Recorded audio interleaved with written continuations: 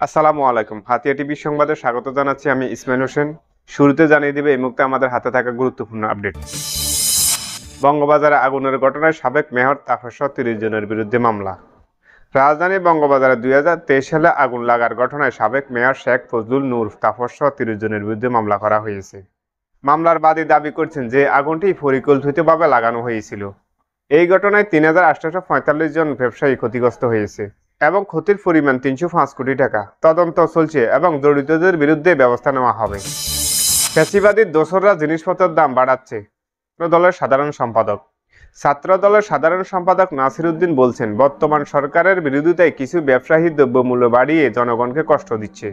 শনিবার মাদারীপুরে শিবচরে বিএনপির 31 দফা নিয়ে জনসংযোগকালে তিনি এই অভিযোগ করেন। তিনি আইন শৃঙ্খলা রক্ষাকারী বাহিনী ও প্রশাসনকে বাজার তদারকির মাধ্যমে দোষীদের শাস্তি দেওয়ার দাবি জানান। তিনি আরো বলেন, সমস্যার সমাধান নির্বাচিত সরকারের মাধ্যমে সম্ভব। জনসাধারণকে ভোট কেন্দ্রে গিয়ে মত প্রকাশ করার আহ্বান জানান তিনি।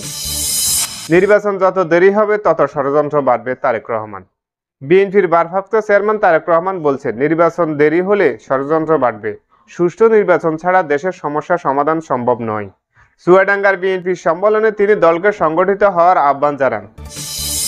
বিশ্বাস ধরে রাখার দায়িত্ব জনগণের না নেতাকর্মীদের। তারেক রহমান বিএনপির ভারপ্রাপ্ত চেয়ারম্যান তারেক রহমান বলছেন, জনগণের আস্থা অর্জন ও ধরে রাখার দায়িত্ব নেতাকর্মীদের। রাজশাহীতে এক কর্মশালায় তিনি বলেন, ফারাক্কা বাঁধের সমস্যা সমাধানে আন্তর্জাতিক লবির মাধ্যমে কাজ করা হবে।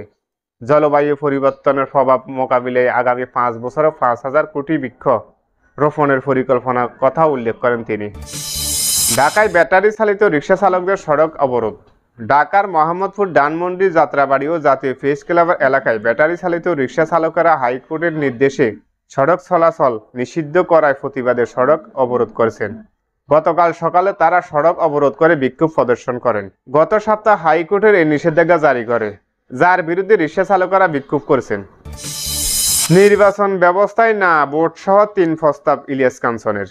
রাজধানীর আগারগাঁয়ে নির্বাচনের ব্যবস্থা সংস্কার কমিশনের সঙ্গে সংলাপের চিত্রনায়ক ইলিয়াস কাঞ্চন 3টি প্রস্তাব দিয়েছেন। এর মধ্যে অন্যতম হলো প্রার্থীদের পছন্দ না হলে না ভোট দেওয়ার ব্যবস্থা। তিনি নির্বাচন কমিশনের বিচারিক ক্ষমতা চালু এবং কমিশনের স্বচ্ছতা নিশ্চিত করার কথাও বলেন। সবাই অনুপাতিক নির্বাচন পদ্ধতি, সুষ্ঠু এলাকার নির্ধারণ ও তথ্য প্রযুক্তির ব্যবহার নিয়েও আলোচনা হয়। তত্ত্বাবধায়ক সরকার ব্যবস্থা পুনর্বহালের ঐক্যমত বদিউল আলম মজুমদার। নাগরিক সামাজিক বুদ্ধিজীবী তত্ত্বাবধায়ক সরকারের ব্যবস্থা পুনর্বহালের বিষয়ে একমত হয়েছেন বলে জানিয়েছেন নির্বাচন সংস্কার কমিশনের প্রধান বদিউল আলম মজুমদার। রোববার রাজধানীর আয়োজিত সংলাপে তিনি বলেন, আগে নির্বাচন কমিশনের বিতর্কিত কর্মকাণ্ড সংবিধান লঙ্ঘন করেছেন। নির্বাচন কমিশনকে স্বাধীন ও শক্তিশালী করার পাশাপাশি সরাসরি রাষ্ট্রপতি নির্বাচনের প্রস্তাব নিয়ে আলোচনা হয়েছে।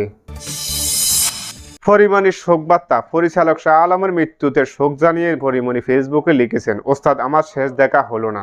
তার পরিচালনায় পরিমণি প্রথম অভিনয় করেছেন ভালোবাসার সীমাহীন ছবিতে। শনিবার গুলশানের একটি হাসপাতালে শাহ আলম মণ্ডল মারা যান।